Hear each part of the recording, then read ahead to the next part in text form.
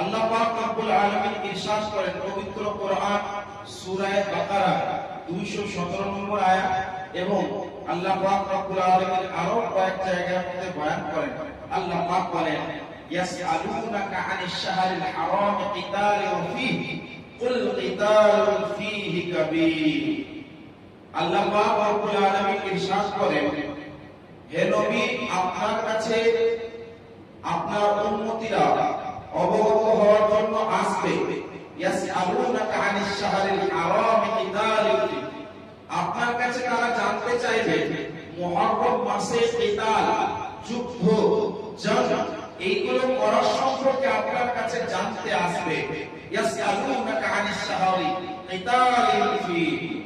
তো আল্লাহ রাসূল সাল্লাল্লাহু আলাইহি ওয়াসাল্লামকে সম্বোধন করে আল্লাহ পাক বললেন যে আপনার কাছে মাহে মুহররম সম্পর্কে সাহাবায়ে কেরামরা বা অন্যান্য ব্যক্তিবর্গরা আসবে, আপনি কি বলবেন? কুল কিতালুন ফীহি কাবীর, ওই মুহররম মাসে জঙ্গ-জিদাল, যুদ্ধ করা, এটা হচ্ছে বড়ই পাপের কাজ। यानी अल्लाह रब्बुल आलमीन की तरफ से यह हुक्म दिया गया कि महबूब आपकी बारगाह से लोग सवाल करेंगे कि माह मुहर्रम में जब जो जिदाल और क़िताल करना कैसा है, आप ऐलान फरमा दे कि उस माह मुहर्रम में जब जो जिदाल करना बड़ा गुनाह है। চারটি এমন মাস রয়েছে শরীয়তে যে চারটি মাসকে আল্লাহ সম্মানিত বলে ঘোষণা করেছেন। ওই চারটি মাসের মধ্যে একটি হলো মুহররম। আল্লাহ পাক বলেন, ইন্না ইদ্দাতাশ শুহুরি ইনদাল্লাহি 12 শাহরান ফি কিতাবিল্লাহি ইয়াওমা খালাকাস সামাওয়াতি ওয়াল আরদ মিনহা আরবাআতুন হুরুম। আল্লাহর নিকটে বছরের সংখ্যা, বছরের মাসের সংখ্যা 12টি। এই যখন থেকে আসমান জমিন আল্লাহ সৃষ্টি করেছেন তখন থেকে আল্লাহর নিকটে বছরের মাসের সংখ্যা হলো 12টি। মিনহা আরবাআতুন হুরুম, তবে তার মধ্যে 4টি এমন মাস রয়েছে যেটি অতি সম্মানীয় মাস। यानी जमीन और आसमान की तख्लीक के वक्त से अल्लाह रब्बुल आलमीन की जानिब से ये कहा गया है कि महीनों की तादाद 12 है और उसमें 4 महीने ऐसे हैं जो बाबरकत वाला महीना है। अब ताकत देखते हो जो मुहर्रमुल हराम है, এই যে মুহররমুল হারাম বলা হয়, হারাম বলতে হালালের অপোজিট নয় যে একদিকে হালাল আর একদিকে হারাম। এখানে হারাম বলতে সম্মানিত, যেমন মক্কা মুআজ্জামাকে মসজিদে হারাম বলা হয়, মসজিদকে মসজিদে হারাম, এর মানে হালালের বিপক্ষে হারাম নয়, মানে এমন মসজিদ যেটা অতি সম্মানীয়।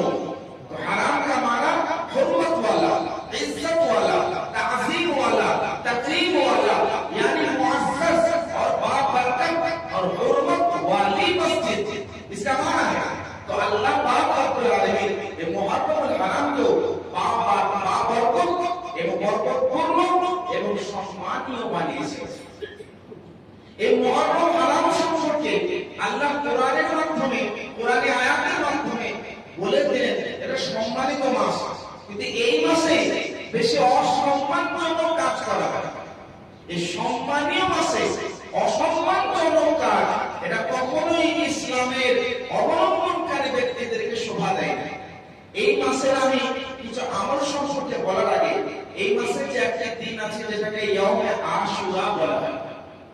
আশুরা আসলে আরবি ভাষায় একটি সংখ্যাকে আশুরা বলা হয়, আশারা, ওখান থেকে আশুরা। আশুরা মানে হচ্ছে দশম, মানে 1 2 3 4 5 6 7 8 এই যে সংখ্যা, এগুলো আরবিতে 10 এর জন্য সংখ্যা ব্যবহার হয় আশারা, আর 10 থেকে দশম তার জন্য আশুরা। এই যে আশুরা বলা হয় এর সম্পর্কে উলামায়ে কেরাম বয়ান করেন যে 10 বলতে মুহররম মাসে 10 জন নবীকে আল্লাহ পাক সম্মান প্রদান করেছেন, সেই জন্য বলা হয় আশুরা। যদি লক্ষ্য করা হয় এই 10 মুহররমুল হারাম হযরত আদম আলাইহিস সালাতু ওয়াস সালাম ইনি আল্লাহর কাছে দোয়া করেছিলেন, যে দোয়াটা 300 বছর ধরে কবুল হয় নাই, ওনার তওবা কবুল হয় নাই। নবী মুস্তাফার দরবারে ওসিলা করলেন এই মুহররমুল হারামের 10 তারিখে দোয়া কবুল হয়। এই 10ই মুহররমুল হারাম হযরত আদম আলাইহিস সালামকে আল্লাহ পাক দুনিয়াতে পাঠিয়েছেন, ওই দিনটা হলো 10ই মুহররমুল হারাম। হযরত নূহ আলাইহিস সালামের যে কওম সহ ওনার মুমিন উম্মতের সকল যারা কাশতির উপরে নৌকার উপরে আরোহণ করেছিলেন, জুদি নামক পাহাড়ে ওই নৌকাটা দাঁড়িয়ে ছিল, আটকে ছিল, যে সময় আল্লাহর নবী নূহ আলাইহিস সালাম নিজের মান্যকারীদের সঙ্গে পরিত্রাণ লাভ করেছিলেন, ওই দিনটা হচ্ছে 10ই মুহররমুল হারাম। হযরত ইউনূস নবী আলাইহিস সালামের উম্মতিরা আল্লাহর দরবারে তওবা করে, ওই তওবা কবুল হয় 10ই মুহররমুল হারাম। হযরত ইউনূস আলাইহিস সালাম 40 দিন যাবত মাছের পেটে থাকেন এবং মাছের পেট থেকে পরিত্রাণ লাভ করেন, ওই দিনটি হচ্ছে 10ই মুহররমুল হারাম। আল্লাহ পাক রব্বুল আলামিনের একজন প্রিয় রাসূল হযরত মূসা আলাইহিস সালাম ইনাকে ফিরআউনের হাত থেকে পরিত্রাণ দান করেছিলেন এবং ওনার মান্যকারীদেরকে বনি ইসরাঈলের যারা মূসা আলাইহিস সালামের মান্যকারী উম্মত তাদেরকেও ফিরআউন থেকে আল্লাহ পাক 10ই মুহররমুল হারামে পরিত্রাণ দান করেছিলেন এবং ফিরআউন সহ তার মান্যকারীদেরকে 10ই মুহররমুল হারামে তাদেরকে ডুবিয়েছিলেন আল্লাহ পাক। এই 10ই মুহররমুল হারামে এই 10ই মুহররমুল হারামে হযরত ইব্রাহিম নবী আলাইহিস সালামকে অগ্নিকাণ্ড থেকে পরিত্রাণ দান করেছিলেন। এই 10ই মুহররমুল হারামে এমন একটা দিন, এই 10ই মুহররমুল হারামে কিয়ামত মহাপ্রলয় সংঘটিত হবে।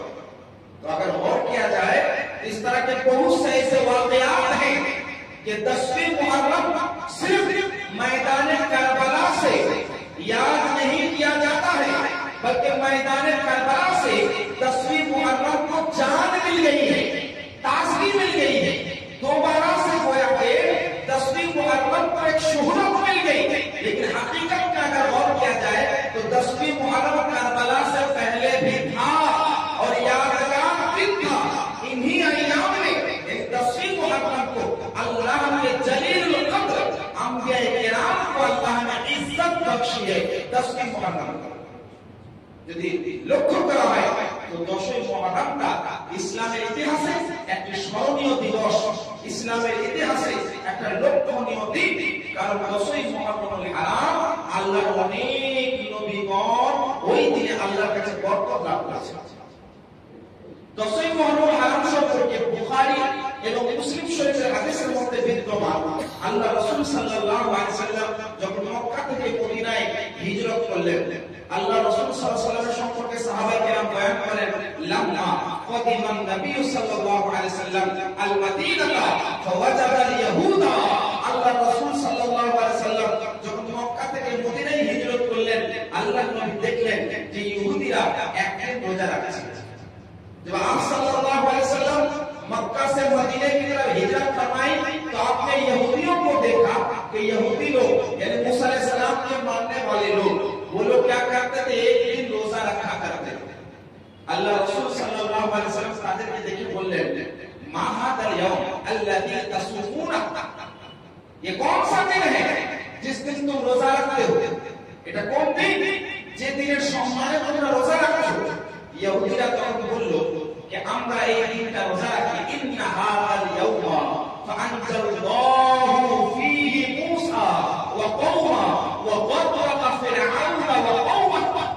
এই দিনটা অর্থাৎ 10ই মুহররমুল হারামের দিনটাই আমরা এই জন্য রোজা রাখি কারণ এই দিনে আল্লাহ পাক মূসা আলাইহিস সালাম এবং তার মান্যকারী বান্দাদেরকে আল্লাহ পাক পরিত্রাণ দান করেছিলেন। আর এই 10ই মুহররমুল হারামে মূসা আলাইহিস সালামের বিরুদ্ধে আচরণকারী ফিরআউন এবং তার সঙ্গীদেরকে আল্লাহ পাক ডুবিয়েছিলেন।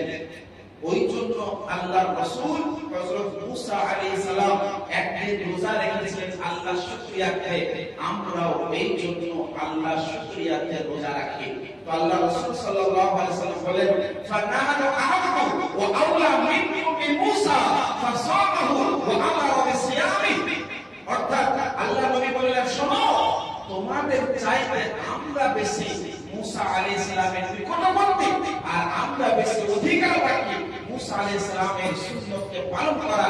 সেই জন্য আল্লাহ নবী নিজেও 10 মুহররমের রোজা রাখলেন ও আমার বিসিয়ামি এবং 10 মুহররমের হারামে রোজা রাখার নির্দেশও প্রদান করলেন। 10वीं मुहर्रम को ढोल बाजा बजाने का दिन नहीं कहा गया, रोजे का दिन कहा गया। 10 मुहर्रम হারাম ঢাক ঢোল বাজানো, তাজিয়া গাওয়ানো, মাতম বক্সিয়া করা দিনগুলো আখ্যায়িত করা হয় নাই, রোজার দিনগুলো আখ্যায়িত করা হয়েছে। আল্লাহ রাসূল সাল্লাল্লাহু আলাইহি ওয়াসাল্লামের সাহাবায়ে কেরামরা বয়ান করেন, যখন রোজা ফরজ হয় নাই তার আগে এই 10 মুহর্রম হারামের রোজাটা ফরজ ছিল। যখন মুহর্রম হারামে রোজা ফরজ ছিল তো একদিন বান্দারা রোজা রাখত, কিন্তু আল্লাহ পাক যখন রমজান মুবারকে রোজা ফরজ করলেন তো 10 মুহর্রম হারামে রোজা সম্পর্কে আল্লাহ নবী বললেন, তোমরা যদি কেউ চাও রাখো, কেউ যদি চাও না রাখো, কোনো গুনাহ নেই, তবে রাখলে রাখতে পারো, না রাখলে কোনো অসুবিধা নেই, কারণ এর পরিবর্তে আল্লাহ রমজানের মাসে রোজা ফরজ করেছে। अगर और किया जाए तो 10वीं मुहर्रम इतना बरकत वाला दिन है और रोजे का इतना सवाब है। अल्लाह रसूल सल्लल्लाहु अलैहि वसल्लम एक सहाबी बयान करें, अल्लाह रसूल सल्लल्लाहु अलैहि वसल्लम इरशाद करेছেন, মান সামা ইয়াওমা আরাফাতা ফাকানা লাহু কাফারাতা সানাতাইনি ওয়া মান সামা ইয়াওমা আশুরা ফাকানা লাহু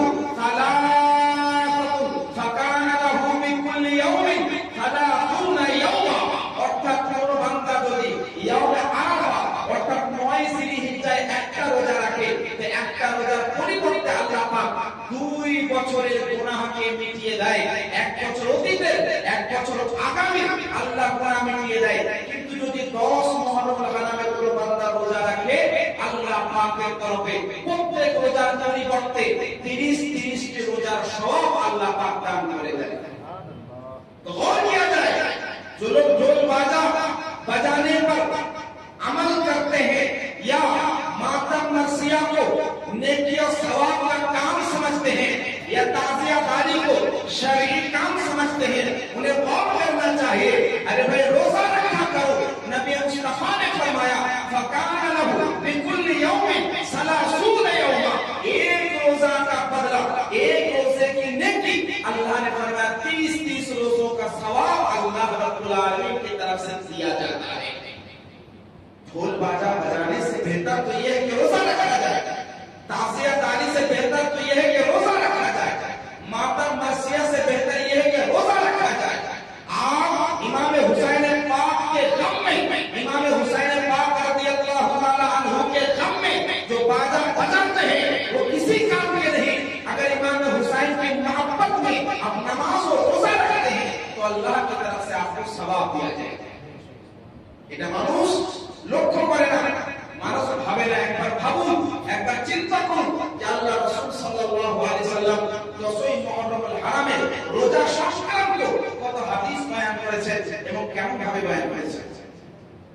আচ্ছা, একবার লক্ষ্য করেছেন এই যে ময়দানে কারবালা, এই যে যুদ্ধ হয়েছে, যুদ্ধ সম্পর্কে বিস্তারিত আলোচনা চলছে, আপনারা 10 মুহর্রম পর্যন্ত সম্পূর্ণ ঘটনা বুঝে নেবেন। আমি আজ 10ই মুহর্রম হারামে সম্পর্কে একটি কথা বলতে চাই, বিশেষ করে কারবালার ঘটনা সম্পর্কে। এই কারবালার যুদ্ধটাকে অনেকে একটা সাধারণ যুদ্ধ বলে বিবেচিত করে, সাধারণ একটা যুদ্ধ বলে তারা বলে যে কারবালার একটা ঘটনা, একটা ওয়াকিয়া, একটা যুদ্ধ বাস, यानी लोग सिर्फ महज एक वाकिया की तरह इस কারবালা की जंग को देखते हैं। আসলে কি এটা সাধারণ একটা ঘটনা? না। কোরআন শরীফে যদি লক্ষ্য করা হয়, কোরআন শরীফের মধ্যে 3 ধরনের জিনিস রয়েছে। একটাকে বলা হয় ইলমুল আকায়েদ, মানে আকীদার জ্ঞান, কেমন আকীদা রাখবে। दूसरा है ইলমুল আহকাম, মানে হুকুম বিধান সমূহ আল্লাহ বয়ান করেছেন, বর্তমান তাদের কিরকম ভাবে তারা জীবন যাপন করবে, কোনটা জায়েজ কোনটা না জায়েজ, কোনটা হারাম কোনটা হালাল। আরেকটা হয় ইলমুত তাসকির, মানে আল্লাহ পাক এমন কিছু স্মরণীয় দিবস, স্মরণীয় ব্যক্তিত্ব সম্পর্কে বলেছেন কোরআনে। এই যে ইলমুত তাসকির, এটা 3 ধরনের হয়। একটা ইলমুত তাসকির बिल मौत व बादल मौत, माने मौत से पहले या मौत के बारे अल्लाह ने कुरान में बयान किया। कुरान शरीफ हजरत বনি মুসা আলাইহিস সালামের মানবকারী সহ একাধিক এমন ব্যক্তিদের কথা বলেছেন, যেমন আসহাবে কাহাফ, তাদের সম্পর্কে আল্লাহ পাক বয়ান করেছেন তারা 309 বছর পর্যন্ত গুহার মধ্যে ছিল। এগুলো কি? এগুলো হচ্ছে তাসকিরে মওত বা আকাল মওত, এই সম্পর্কে আলোচনা করেছে। তারপরে তাসকির বিআলাইল্লাহ, মানে আল্লাহর নিয়ামত সম্পর্কে আল্লাহ স্মরণ করতে বলেছেন। আল্লাহ পাক বলেন ফাযকুরু নি'মাতাল্লাহ ওয়াযকুরু নি'মাতাল্লাহি আলাইকুম, তোমাদের উপর আল্লাহ যে নিয়ামত সেটা স্মরণ করো। এটা হচ্ছে তাসকির বিআলাইল্লাহ। আর একটা হয় তাসকির বিআইয়ামিল্লাহ, মানে আল্লাহর আইয়াম কো ইয়াদ করো, মানে আল্লাহ যে নির্ধারিত দিনগুলো করেছেন ওই দিনগুলোকে স্মরণ করো। तो कुरान का हुक्म ये है कि तज़कीर के अय्यामिल्लाह एक इबादत है। जमनी भावे अल्लाह पाक बोले वमा युअद्दिब शाआइराल्लाह, আল যারা আল্লাহর শাআইর নিদর্শন সমূহের সম্মান করে আল্লাহ পাক তাদের হৃদয়ে তাকওয়া প্রতিষ্ঠিত করে দেয়। তো আইয়ামিল্লাহ বলতে এই মুহররম হারামটা হলো এক ধরনের আইয়ামিল্লাহ, মানে আল্লাহর দিবস, আল্লাহর নিদর্শন সমূহ যদি লক্ষ্য করা হয়, একদিকে ইয়াজিদ, একদিকে ইমাম হুসাইন পাক রাদিয়াল্লাহু তাআলা আনহু ছিলেন। দুইজন ব্যক্তিত্বের যুদ্ধ নয়, দুইটি জামাতের যুদ্ধ নয়, দুই ধরনের ব্যক্তিত্বের যুদ্ধ নয়, কোন নিয়ামত অর্জনের উদ্দেশ্যে যুদ্ধ নয়, কোন সালতানাত রাজত্ব অর্জন করার লক্ষ্যে যুদ্ধ নয়, কোন খিলাফত অর্জন করার লক্ষ্যে যুদ্ধ নয়। যুদ্ধটা কিসের? कौन सी जंग थी ये? दो लोगों की जंग, दो जमात की जंग, माल और दौलत के लिए जंग, खिलाफत के लिए जंग, हुकूमत के लिए जंग, सल्तनत के लिए जंग नहीं, ये दो फिक्र की जंग थी। দুইটি চিন্তার যুদ্ধ ছিল। একদিকে চিন্তা ছিল যে খিলাফত মানে হলো শক্তির কারণে, বলের কারণে, জুলমের কারণে, অত্যাচারের মাধ্যমে, বলের মাধ্যমে, নির্যাতনের মাধ্যমে, জুলমের মাধ্যমে মানুষের মাঝে হুকুমত করা, এই যে একদিকে চিন্তা ছিল। আর আরেকদিকে চিন্তা अगर देना पड़े अपनी जानों को भी इस्लाम की खातिर अपनी जान भी लुटा देंगे, इस्लाम का झंडा हमेशा बुलंद रहेगा। একদিকে চিন্তা ছিল ইসলামের ঝান্ডাকে উত্তোলন করা, আর আরেকদিকে চিন্তা ছিল জুলমের মাধ্যমে, নির্যাতনের মাধ্যমে, অত্যাচারের মাধ্যমে, ব্যভিচারের মাধ্যমে, বলের শক্তির মাধ্যমে হুকুমত কি করা, দণ্ডায়মান করা, রাজত্ব করা, সালতানাত করা, হাকিম হওয়া এবং খলিফা হওয়া, এইটা একদিকে চিন্তা।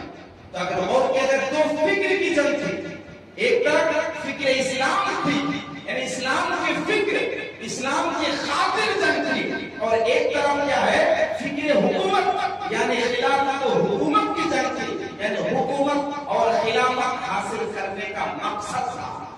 তাহলে দুইটি যুদ্ধের মাঝে বহু তফাৎ রয়েছে।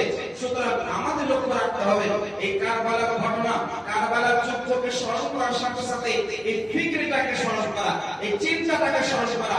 ইমামে হুসাইন পাক রাদিয়াল্লাহু তাআলা আনহুর চিন্তা কেমন ছিল, ওনার ফিকর কেমন ছিল, ওনার জ্ঞান কেমন ছিল, কি কারণে উনি যুদ্ধ করেছেন, ওনার চিন্তা ধারা কেমন ছিল, এটাই বোঝা হচ্ছে আসল ময়দানে কারবালাকে স্মরণ করা।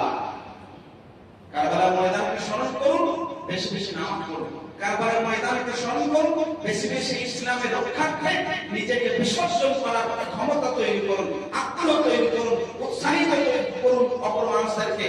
কারবালার ময়দানকে স্মরণ করুন। আর ইমাম হুসাইন মুজতাবা রাদিয়াল্লাহু তাআলা আনহু সহ সমস্ত শহীদ কারবালার জীবনকে, ওনার সিরাতকে, ওনাদের মুবারক বাণী, মুবারক আচরণ, মুবারক কৃতিত্বকে স্মরণ করে নিজের জীবনে অধ্যয়ন করা, নিজের জীবনে অ্যাপ্লাই করা, এই হচ্ছে আসল কারবালার যুদ্ধকে স্মরণ করা। यानी मैदान करबला को याद करें आप कैसे? ताज़िया तारीख के शक्ल में नहीं, बल्कि नमाज के अदायगी के जरिए आप मैदान करबला को याद करें, ढोल बाजा के जरिए नहीं, बल्कि शुहादाए करबला की मुबारक सीरत, उनकी जिंदगी, उनके कारनामे, उनके अखलाक और उनकी पूरी जिंदगी को देखकर अपनी जिंदगी में अप्लाई करें, इन्हें अपनी जिंदगी में अमली जामा पहनाए। ये हकीकत में जंगे करबला की याद है।